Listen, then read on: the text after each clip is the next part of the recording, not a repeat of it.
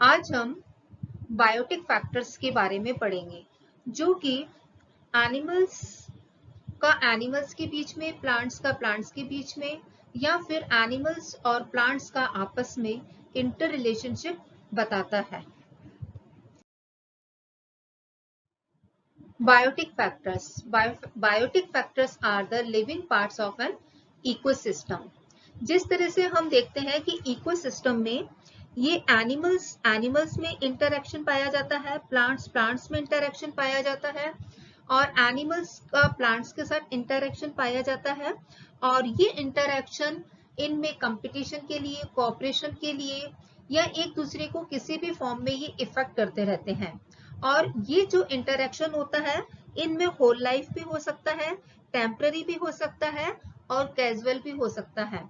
तो इस तरह से ये एक दूसरे को इफेक्ट करते हैं, इसलिए ये बायोटिक फैक्टर्स कहलाते हैं। अभी हमने देखा कि इनमें इंटर रिलेशनशिप पाया जाता है। तो कई इकोलॉजिस्ट जो हैं उन्होंने इस इंटर रिलेशनशिप को सिम्बायोसिस टर्म बताया, और इसके लिए सिम्बायोसिस टर्म यूज करते हैं। और जो ये सिम्बायोसिस वर्ड है, ये लिविंग टुगेदर, इसका जो मतलब होता है लिविंग टुगेदर होता है, जिससे कि ये जो एनिमल्स प्लांट्स या एनिमल्स जो भी दो लिविंग थिंग्स हैं जो साथ रहते हैं, वो इस रिलेशनशिप में आते हैं, जिसे हम सिम्बायोसिस कह सकते हैं।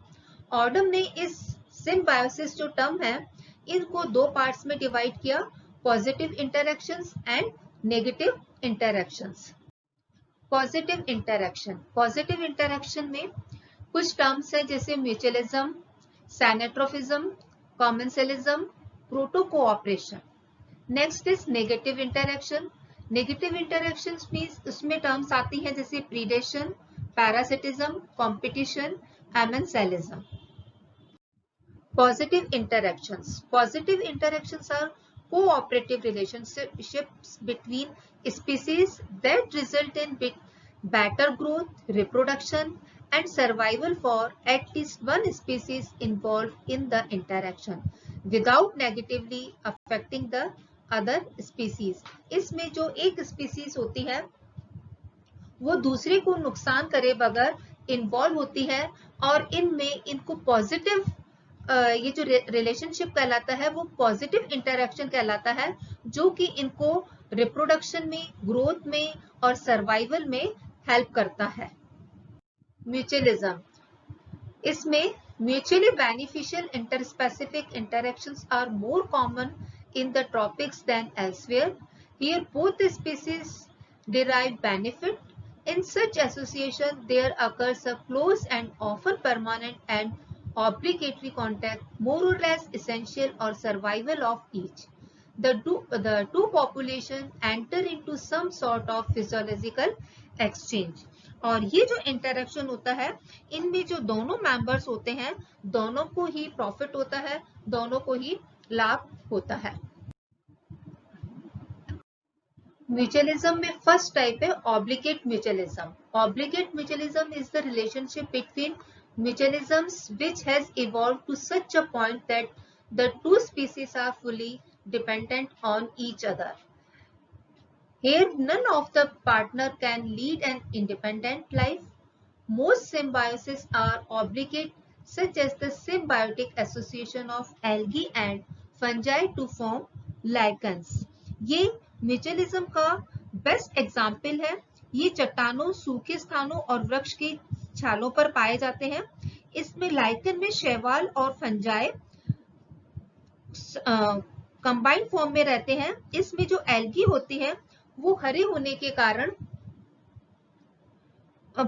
फोटोसिंथेसिस कर भोजन का निर्माण करती है, और जबकि थ्रेड जैसे जो फंजाई होते हैं वो वाटर और कार्बन डाइऑक्साइड उपलब्ध करवाते हैं। अगर इनको अलग कर दिया जाए तो इनकी लाइफ पर इफेक्ट पड़ता है और ये ढंग से जीवित नहीं रह सकते। Second type is facultative mutualism. इस रिलेशनशिप में जो दोनों पार्टनर होते हैं उनमें टाइट पेयर रिलेशनशिप नहीं होता है, और ये एक तरह से अलग diffuse relationship involving a varying mixture of species. जिसे हम ये समझा सकते हैं कि फॉर एग्जाम्पल जो हनी बी होती है वो पॉलिनेशन के लिए डिफरेंट प्लांट्स की स्पीसीज पर जाती है और वो किसी एक फ्लावर या एक प्लांट से कांटेक्ट में नहीं रहती है।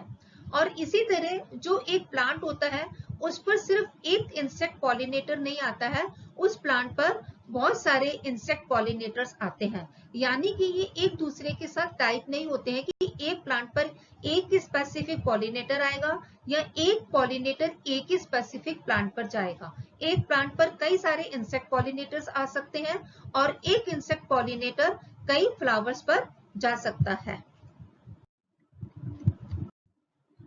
Third is trophic mutualism.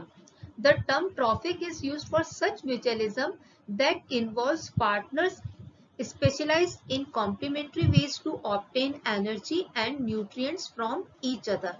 Such mutualism is seen in the symbiotic association to form first lichen between algae and fungi, second mycorrhiza between fungi and plant roots, and third nitrogen fixing root nodules between rhizobium bacteria and plant roots. इसको हम इस तरह से समझ सकते हैं कि जो दो पार्टनर होते हैं वो एक दूसरे पे डिपेंडेंट होते हैं और दोनों एक दूसरे के लिए बेनिफिशियल होते हैं और एक दूसरे के बिना वो लाइफ नहीं स्पेंड कर सकते हैं, क्योंकि जो रिक्वायरमेंट उसको दूसरा लिविंग थिंग देता है वो अपने आप में खुद अपनी रिक्वायरमेंट पूरी नहीं कर सकता, उसको दूसरे लिविंग थिंग से ही अपनी रिक्वायरमेंट पूरी करनी होती है। तो इसलिए ये आपस में साथ रहते हैं। इसका जैसे एक बेस्ट एग्जांपल है कि जैसे राइजोबियम बैक्टीरिया होते हैं, ये प्लांट्स के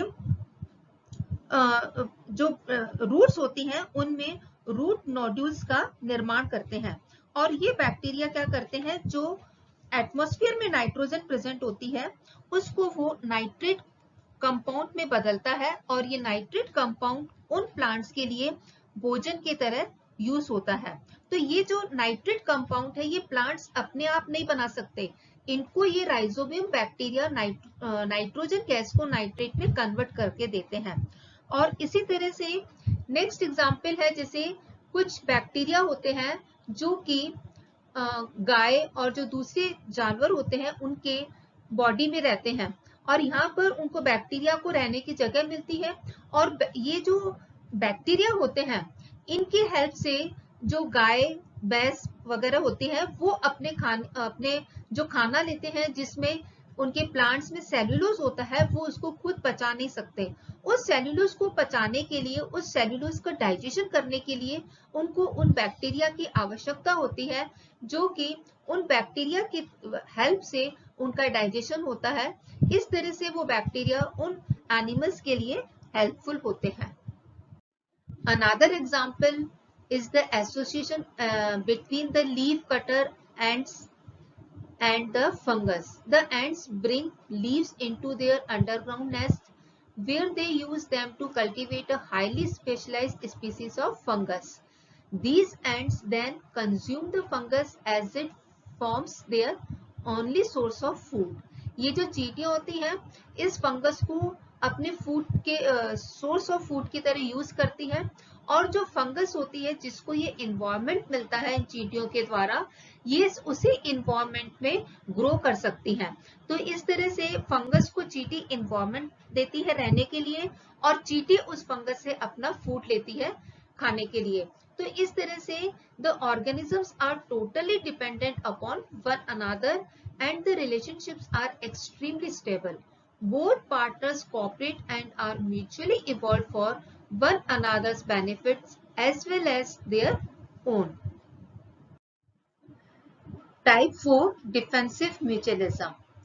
This type of mutualism involves species where one mutualistic partner receives food or shelter and in return provides to its partner defense against herbivorous, predators और पैरासाइट्स।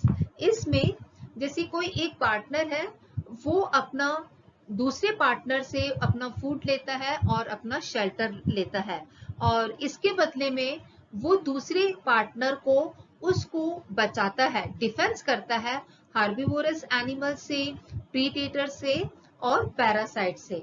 फॉर एग्जाम्पल जैसे fungi है, ये घास के बीच में उग करके आती है।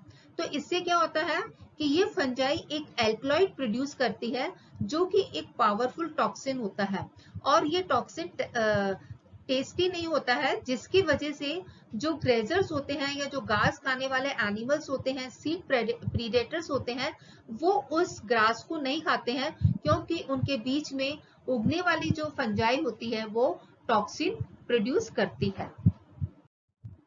नेक्स्ट एग्जांपल, जैसे इन मराइन वाटर कुछ स्पेशलाइज्ड फिशेस या श्रिम्प्स होते हैं जो कि बड़ी फिशेस की जो स्किन और गिल्स होती हैं, उनके ये एज क्लीन पैरासाइट, उनमें पाए जाने वाले पैरासाइट्स को ये क्लीन करते हैं। तो इनको हम क्लीनर्स कहते हैं, और इन क्लीनर्स की वजह से जो बड़ी फिशेस होती हैं उनकी स्किन और गिल क्लियर हो जाती है, साफ हो जाती है, उन पैरासाइट से उनको वो फ्री हो जाते हैं, और इसके बदले इन क्लीनर्स को अपना फूड मिल जाता है, क्योंकि वो जो पैरासाइट्स होते जो पैरासाइट होते हैं वो उनके लिए एज फूड फंक्शन करते हैं। लेकिन कभी कभी क्या होता है कि कुछ फिशेस जो होती हैं वो इन क्लीनर्स को का मिमिक्री कर लेती हैं, और उन फिशेस को एज क्लीनर समझ करके फिशेस जो दूसरी फिशेस होती हैं अपने गिल्स को बाहर निकालती हैं क्लीन करने के लिए, और ऐसे समय में वो फिशेस जो मिमिक्री करे हुए फिशेस होती हैं वो उनके गिल्स को बाइट कर जाती हैं। Type 5, dispersive mutualism. This type of mutualism involves animals and help to transport pollen grain from one flower to another in exchange of nectar, or they help in dispersal of seeds to suitable habitats in exchange of nutrients, fruits that contain the seed. इसमें क्या होता है कि बहुत से जो पौधे होते हैं उनके जो पॉलन ग्रेन्स होते हैं उनकी पॉलिनेशन के लिए इनको दूसरे एनिमल्स की जरूरत, पार्टनर की जरूरत होती है, जो कि उनके सीड्स को और उनको जो पॉलन्स हैं उनका पॉलिनेशन हो सके। तो ऐसी कंडीशन में उनके पास इंसेक्ट्स या बर्ड्स आते हैं जो कि उनको अपने फूड के फॉर्म में लेते हैं, और फूड के फॉर्म में लेने से उन सीड्स का या वो जो पॉलन होते हैं उनका डिस्पर्सल होता है।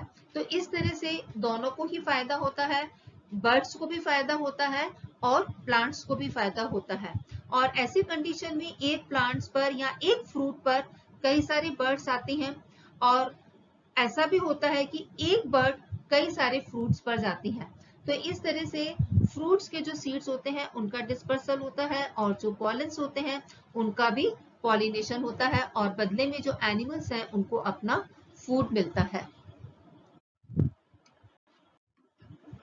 इस तरह से स्टूडेंट्स आज हमने पॉजिटिव इंटरैक्शन में म्यूचुअलिज्म को पढ़ा, जिसमें दोनों ही जो पार्टनर हैं दोनों को एक दूसरे से फायदा होता है, और जो म्यूचुअलिज्म होता है वो एनिमल्स के बीच में हो सकता है, प्लांट्स के बीच में हो सकता है, और एनिमल और प्लांट्स के बीच में भी हो सकता है।